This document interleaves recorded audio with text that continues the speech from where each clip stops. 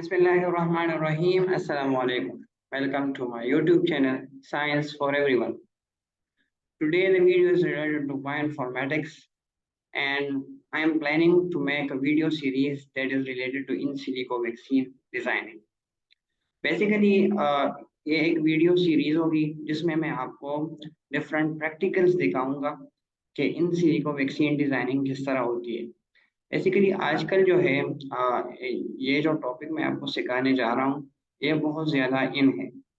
असल में वैक्सीन की जो डिमांड है वो बहुत ज़्यादा है, क्योंकि डिफरेंट इन्फेक्शंस जो है वो बार बार कम्युनिटी में ज़ाहिर हो रहे।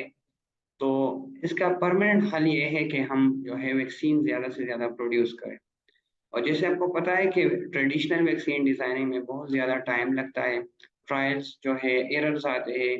तो इसी तरह बायोइन्फॉर्मेटिक्स ने एक बायोइन्फॉर्मेटिक्स एक ऐसा प्लेटफॉर्म है जिसमें हम उसको उसकी सर्विसेज को यूज़ करके हम डिफरेंट वैक्सीन्स बना सकते हैं, डिज़ाइन कर सकते हैं और फिर उस वैक्सीन को जो है हम लैब में जो है डिज़ाइन कर सकते हैं, लैब में प्रोड्यूस कर सकते हैं और उसमें डिफरेंट ट्रायल्स कर सकते हैं। ठीक है, तो ये एक वीडियो सीरीज होगी, तकरीबन 6, 7, 8 पार्ट्स होंगे इसके। मैं आपको पूरी जो वैक्सीन डिज़ाइनिंग है बायोइन्फॉर्मेटिक्स को यूज़ करके वो सब कुछ मैं आपको सिखाऊंगा। ठीक है, पहले मैं आपको कोशिश करूंगा कि थ्योरी से आपको थोड़ा सा जो है थ्योरी आपको थोड़ा सा सिखाऊं, उसके बाद फिर हम जो है प्रैक्टिकल्स करेंगे। ठीक है, तो थ्योरी भी साथ साथ होगी, प्रैक्टिकल्स भी साथ साथ होंगे।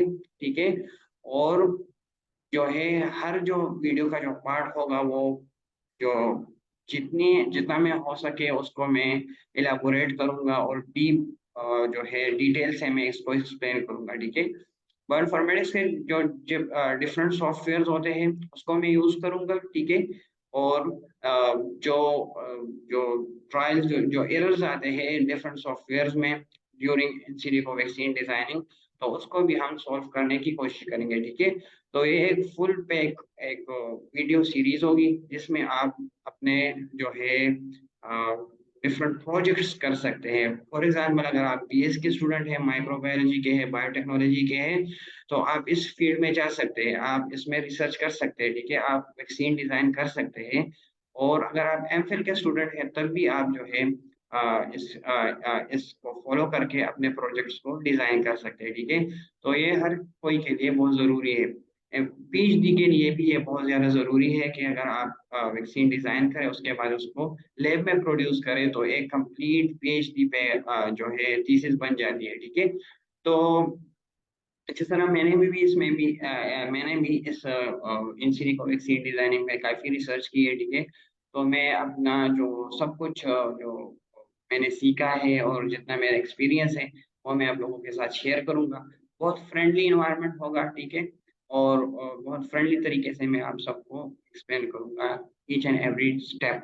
ठीक है, और जो मुश्किलात मेरे साथ पेश आए थे तो जिसको मैंने किस तरह रिजॉल्व किया है। ठीक है, तो वो भी मैं अपने आपके सामने रखूँगा। ठीक है, अगर वो आपके सामने आ जाए तो आप इसे उसको इज़िली जो है सॉल्व कर सकेंगे। ठीक है, तो ये बहुत ज़्यादा जो है इंटरेस्टिंग लेक्चर्स वीडियो सीरीज़ होगी। ठीक है, तो आप जो है इन सारे पार्ट्स को देख लें। ठीक है, मैं धीरे-धीरे उसको अपलोड करूँगा। वीडियो जब रिकॉर्ड हो जाएगी तब मैं उसको डिफरेंट पार्ट्स में अपलोड करूँगा। ठीक है, तो पहला जो है इन सिलिको वैक्सीन डिजाइनिंग जो है इंट्रोडक्शन में आपको थोड़ा सा दे दूं कि असल में मैं हम इस कोर्स में करेंगे क्या। ठीक है, तो इस कोर्स में हम जो है पहले आपको समझे कि वैक्सीन होती क्या है। तो जैसे आपको पता है, अगर आपने वैक्सीन के बारे में सुना है, तो वैक्सीन एक ऐसा एंटीजेनिक सब्सटेंस होता है जो हमारी इम्यूनिटी को बूस्ट अप करता है किसी डिजीज के खिलाफ।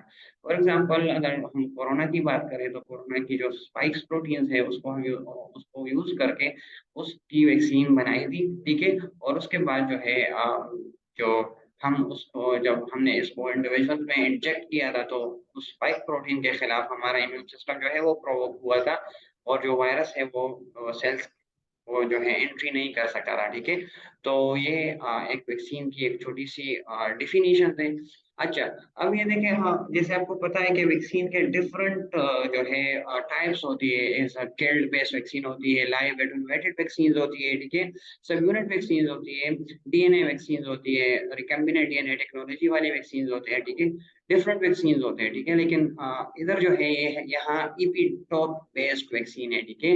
इपीटॉप वैक्सीन बेस्ड वैक्सीन असल में क्या करते हैं, पहले अगर हम इपीटॉप को समझे तो इपीटॉप असल में क्या चीज है। इपीटॉप जो है वो एंटीजन का वो स्पेसिफिक पार्ट होता है जिससे हमारी जो एंटीबॉडी है वो अटैच होती है, ठीक है। वो स्पेसिफिक अमीनो एसिड सीक्वेंस जो है, वो स्पेसिफिक पार्ट जो है उस प्रोटीन का, उस एंटीजन का, उसे हम इपीटॉप कहते हैं, ठीक है। और जिस पार्ट से हमारा जो एंटीबॉडी जो है उस पार्ट को पैराटॉप कहते हैं, जिससे इपीटॉप्स बाइंड होते हैं, ठीक है। तो आप यहाँ इस चीज को समझे। तो अब इपीटॉप बेस्ड वैक्सीन जब हम इसको डिजाइन करेंगे तो पहले आप इसको समझें कि हम जो है एक, फॉर एग्जांपल, इस डिफिनीशन से पहले अगर मैं आपको एक छोटा सा सीक्वेंस दिखा दूं, ठीक है। फॉर एग्जांपल ये एक अननोन सीक्वेंस है, ठीक है, ये एक अननोन सीक्वेंस है। तो हम क्या करते हैं, हम इस तरह करते हैं कि इस जो जो ये सीक्वेंस है उसको लेते हैं, ठीक है, और डिफरेंट बायोइन्फॉर्मेटिक्स सॉफ्टवेयर और टूल्स और सर्विस के थ्रू हम इससे जो है इपीटॉप्स को कलेक्ट करते हैं और उस इपीटॉप्स को फिल्टर करते हैं जो स्पेसिफिक हो हमारे बी सेल्स और टी सेल्स के पेराटॉप से, ठीक है। और अगर ये एक छोटा सा प्रोटीन है, ठीक है, और अगर ये एक एंटीजेनिक प्रोटीन है, फॉर एग्जांपल अगर हम ये ले, अगर ये हेलिकोबैक्टर पाइलोरी के जो एडहेसिन्स प्रोटीन्स है, फॉर एग्जांपल ये एक एडहेसिन प्रोटीन है, जैसे एग्जांपल दे रहा हूँ, ठीक है। अब हम क्या करते हैं, हम इसको लेते हैं, ठीक है, और इसको हम जो है बायोइन्फॉर्मेटिक्स टूल्स के जरिए इससे हम इपीटॉप्स को फिल्टर करते हैं और वो उस इपीटॉप्स को फिल्टर करते हैं जो इपीटॉप्स हमारे इम्यून सिस्टम के पैराटॉप्स के बिल्कुल कम्प्लीमेंट्री हो, ठीक है। फॉर एग्जांपल अगर ये सीक्वेंस अगर हम इसको अपलोड करें और उसको प्रोसेस करें, फॉर एग्जांपल ये जगह जो है ये हमारे साथ है कि इपीटॉप आ गया, ये एक इपीटॉप आ गया, ये एक इपीटॉप आ गया। मैं वैसे ही बता रहा हूँ, किस तरह फिल्टर करना है वो सब मैं आपको सिखाऊंगा, ठीक है। लेकिन आप सिर्फ याद रखें, ठीक है। फॉर एग्जाम्पल इधर से हमने ये इपीटॉप्स को है फिल्टर कर लिया, ठीक है। अब ये हो गया, तो अब ये इपीटॉप्स जो है ये हमारे इम्यून सिस्टम के बी सेल्स और टी सेल्स और MHC1 और MHC2 के जो पैराटॉप्स है उसके साथ जो है कम्प्लीमेंट्री होंगी, ठीक है। तो अगर हम ये वैक्सीन को इस इपीटॉप्स को ले लें और हम इसको यूज करें, ठीक है, हम उसको यूज करें अपने वैक्सीन में, तो इसके खिलाफ हमारे जो इम्यून सिस्टम है, बी सेल्स और MHC1 और MHC2 के जो रिसेप्टर्स है वो प्रोवोक हो जाएंगे और उसको जो है इजीली प्रोसेस करेंगे, ठीक है। तो ये बातें याद रखिए आप ज़हन में। ये हम देखिए, फॉर एग्जांपल उस सीक्वेंस के एक छोटी सी रीजन से ये हमारे साथ उस एंटीजन के जो है इपिटॉप्स है और ये जो है पैराटॉप है, ठीक है। तो इसके साथ कम्प्लीमेंट्री, तो जो बायोइन्फॉर्मेटिक्स के सॉफ्टवेयर है उस वो क्या करते हैं, वो इसको जो है फिल्टर करते हैं, क्या करते हैं, वो उसको फिल्टर करते हैं और हमारे साथ बेस्ट इपिटॉप्स को जो है वो फिल्टर करके हमें दे देते हैं, फिर हम उस इपिटॉप्स को प्रोसेस करते हैं, ठीक है। तो ये सब मैं आपको दिखाऊंगा, लेकिन छोटा सा जो है एक इंट्रोडक्शन मैं दे रहा हूँ, ठीक है। तो अब इपिटॉप वैक्सीन क्या है। Epitope-based vaccines are vaccines that stimulate humoral and cellular immune responses using isolated B cell और T cell epitopes, ठीक है। हम B cell और T cells के पैराटॉप्स को यूज करके एज अ कम्प्लीमेंट्री यूज करके हम एपिटॉप्स को फिल्टर करते हैं एक एंटीजेनिक प्रोटीन से और उसको हम वैक्सीन डिजाइनिंग में यूज करते हैं, ठीक है। तो शायद आपको थोड़ा सा समझ आ गया होगा, ठीक है। ये देखें, ये वाला देखें, ये हमारे साथ MHC2 क्लास की एक जो है रिसेप्टर है। फॉर एग्जाम्पल ये जगह जो है ये पैराटॉप्स है, वो कलर में चेंज करा दूं, ठीक है।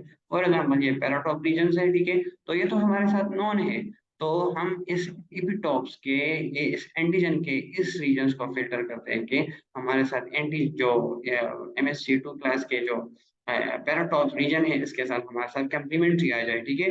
तो इसको डिटेल में मैं आगे आगे भी समझाऊंगा, लेकिन थोड़ी सी आइडिया हो जाए कि इपिटॉप वैक्सीन किसे कहते हैं, ठीक है। इसमें हम इपिटॉप्स को तलाश करते हैं कि हमारे बी सेल और टी सेल के पैराटॉप्स के साथ वो कम्प्लीमेंट्री बाइंड हो जाए और इजीली प्रोसेस हो जाए, ठीक है। अब ये देखें हमारा रिसर्च फ्लो क्या होगा, ठीक है। हम रिसर्च किस तरह करेंगे, इस सारे स्टेप्स को मैं यूज करके अलग अलग इसके ऊपर मैं वीडियो बनाऊंगा, ठीक है, कि हम इसको किस तरह प्रोसेस करेंगे, इसकी थ्योरी भी दिखाऊंगा, इसकी स्टेप्स भी दिखाऊंगा, ठीक है। तो ये सारा हम प्रोसेस, ये एंटीजेनिक सॉरी ये multi-epitope vaccine designing, in silico vaccine designing की ये वर्क फ्लो को हम यूज करेंगे। ये सारे स्टेप्स हम करेंगे, ठीक है। ये आसान भी है, मुश्किल भी है, लेकिन मैं आपके लिए इसको बहुत आसान बनाऊंगा और मैं कोशिश करूंगा कि आप साथ साथ में अपना एक प्रोजेक्ट भी करें, ठीक है। अब इसको देखिए, ये भी सेम है, लेकिन ये एक एनिमेटेड पिक्चर है। हम डेटा को रिट्रीव करेंगे, ये सारे स्टेप जो है ABCD इस तरह, ये हमारे साथ रिसर्च मेथोडोलॉजी फ्लो होगी, ठीक है। कि हम किस तरह वैक्सीन को, इन सिलिको वैक्सीन को डिजाइन करेंगे। अब मैं आपको थोड़ी इंटरेस्टिंग चीज बताऊं, ठीक है। तो इंटरेस्टिंग चीज बताऊं कि हम इसमें सॉफ्टवेयर कौन कौन से यूज करेंगे। अगर आप बायोइन्फॉर्मेटिक्स के स्टूडेंट्स हैं, ठीक है, या आपने थोड़ी सी भी बायोइन्फॉर्मेटिक्स पढ़ी है, तो आप इसमें अगर ये इतने सारे सॉफ्टवेयर हैं तो इसमें कोई भी आप समझ जाएंगे, ठीक है। हम इसमें VFDB सॉफ्टवेयर यूज करेंगे, जो एक डेटाबेस है। यूनिप्रोट यूज करेंगे, NCBI यूज करेंगे, ठीक है। प्रोटीन डेटा बैंक को यूज करेंगे, ProtParam, BlastP, IEDB, AllerTOP, VaxiJen, Innovagen, ToxinPred tool, एमसेम tool, iTesser, galaxy refined tool, UCSF Chimera, ठीक है। ये देखिए, तकरीबन अगर हम इसको गिन ले तो तकरीबन 20 के करीब बनते हैं। तो इन सब को मैं आपके सामने यूज करूंगा कि हम इसको किस तरह यूज करेंगे और अपने वैक्सीन डिजाइनिंग में इसको प्रोसेस किस तरह करेंगे। तो ये जो सीरीज होगी वो बहुत ज्यादा इंटरेस्टिंग होगी और आपको बहुत कुछ में सीखने को मिलेगा, ठीक है।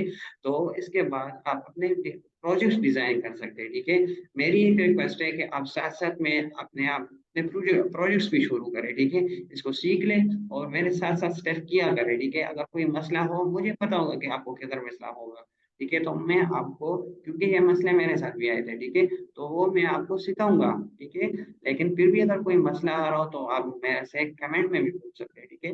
मैं इस वीडियो को उर्दू में इसलिए बना रहा हूँ कि मेरे इंडियंस जो बहन भाई है, पाकिस्तानी बहन भाई है, बंगाली है, ठीक है, वो इसको समझे। अगर कोई जो है फॉरेन स्टूडेंट है और वो सीखना चाहता है इसको इंग्लिश में, ठीक है, तो आप वो मुझसे फिर रब्ता कर सकते हैं। मेरा ईमेल एड्रेस भी है, जो है उस पर मुझे ईमेल कर सकता है कि इस वीडियो को इंग्लिश में आप मुझे समझाएं या मुझे प्रोजेक्ट्स में असिस्ट करें, ठीक है। तो मैं इसकी मदद करूंगा, ठीक है। उसको प्रोजेक्ट डिजाइन कराऊंगा, उसकी हेल्प करूंगा, ठीक है। तो वो मेरे साथ फिर रब्ता करे और मैं आपको जो है कोशिश करूंगा कि उसको जो है मैं की मदद करूं, ठीक है। तो ये सब कुछ जो था इस वीडियो के बारे में था। थोड़ा बहुत आपको आइडिया हो गया होगा कि इन को वैक्सीन डिजाइनिंग कैसे कहते हैं। और ये इंट्रोडक्शन है, ये देखिए एक वैक्सीन है, ये हमने बनाई है, ठीक है, डिजाइन की है। तो ये एक वैक्सीन कैंडिडेट है, ठीक है।